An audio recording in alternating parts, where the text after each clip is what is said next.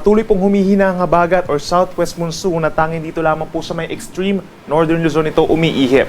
Habang natitirang bahagi ng bansa, umiiral naman ng mainit at maalinsangan na panahon, fair weather conditions pero sasamahan pa rin yan ng mga pulupulong mga pag-ulan or pagkidlat pagkulog. Base naman sa ating latest satellite animation, wala tayong namamataan na anumang bagyo or low pressure area sa loob at paligid ng Philippine Area of Responsibility. Meron tayong cloud cluster sa may silangan po ng Visayas and Mindanao. Associated lamang ito sa mga salubungan ng hangin at hindi naman lalapit sa ating kalupaan. Ngayong araw ng Friday, asahan pa rin sa malaking bahagi ng bansa ang fair weather conditions, lalo na dito sa may Luzon. Pag sinabi nating fair, wala naman tayong asahan na tuloy-tuloy na malalakas sa ulan, except sa may Batanes and Babuyan Islands kung saan nandoon pa lamang ang southwest monsoon. For the rest of Luzon, asahan pa rin ang minsang maaraw na umaga hanggang sa tanghali, and then sa dakong hapon hanggang sa gabi, may mga chance ng mga pag-ulan, localized thunderstorms yan, yung mga saglit na pag-ulan, dito sa natitirang bahagi ng Northern Luzon, rest of Cagayan Valley, Cordillera Region, Ilocos Region, dito rin sa ilang parte po ng Central Luzon, kabilang na ang Tarlac, Aurora and Nueva Ecija, meron lamang mga saglit na mga pag-ulan ng mga 2 to 3 hours na tinatagal at may mga lugar sa may Southern Luzon, kabilang na ang Metro Manila na hindi ulanin or mababa ang tsansa ng ulan. At dahil fair weather ngayong araw, asahan ng matataas na temperatura in many areas lalo na sa mga kapatagan dito sa Luzon.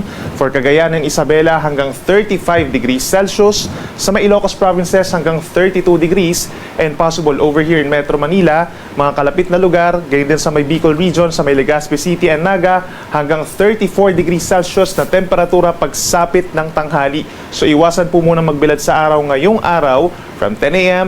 hanggang 3 p.m.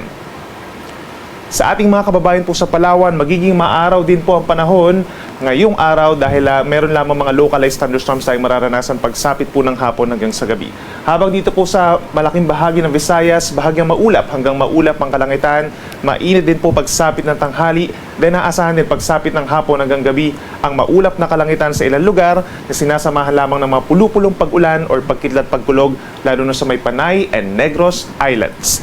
Temperature natin sa may Palawan, 26 hanggang 32 degrees Celsius, habang mas mainit pa sa Metro Cebu, Iloilo, at sa ilang parte pa ng Eastern Visayas hanggang 33 degrees Celsius pagsapit ng tanghali. Sa ating mga kababayan po sa Mindanao, patuloy pa rin ang fair weather conditions or bahagyang maulap at madalas maaraw na umaga hanggang sa tanghali. Pagsapit ng tanghali, nandiyan pa rin ang mainit at malinsangang panahon lalo na sa mga kapatagan at mga syudad. Then pagsapit po ng hapon hanggang sa gabi, partly cloudy to cloudy skies. Meron din mga thunderstorms na saglit lamang mga 2 to 3 hours sa may parteng Northern Mindanao and mainland Bangsamoro, itong Maguindanao provinces plus Lanao del Sur, at may mga lugar pa rin dito sa may eastern and southern portions of Mindanao na mababa ang tsansa ng pag-ulan. Temperature naman natin sa Metro Davao, posibleng umakyat pa sa 34 degrees Celsius, habang dito rin sa may Zamboanga, 26 to 34 degrees, at ilang parte pa between 32 to 33 degrees Celsius ang maximum air temperature. Kaya patuloy na paalala sa ating mga kababayan dito sa Visayas, Mindanao and Palawan ay stay hydrated din po at magdala ng pananggalang sa init, kagaya po ng payong or sombrero. Para naman po dito sa weekend, asahan pa rin natin ang fair weather conditions, bahagyang maulap at madalas maaraw sa malaking bahagi ng bansa. Maaaring magkaroon tayo ng monsoon break na tinatawag or wala tayong aasahang habagat over the next 2 days. Asahan din ang mainit at malinsangan na panahon, kaya patuloy na paalala sa ating mga kababayan, bagamat wala naman tayong inaasahan na mga inclement weather na tinatawag o yung malalakas at tuloy-tuloy ng mga pag-ulan, at pwede naman po yung mga outdoor activities natin, yung mga land and sea travel, wala naman tayong magiging aberya. Nandyan pa rin po yung banta ng mainit na panahon, kaya iwasan pa rin ang pagbibilad sa araw from 10 a.m. hanggang 3 p.m. at possible pa rin naman yung mga saglit na mga pag-ulan or pagkidlat pagkulog.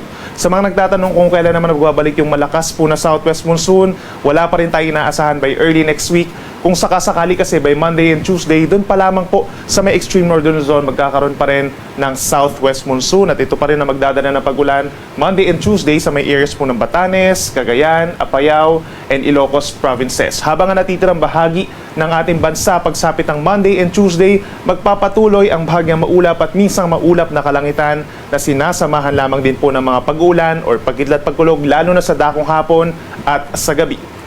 Ang ating sunrise ay 5:42 a.m. mamaya at ang sunset naman ay 6:19 ng gabi.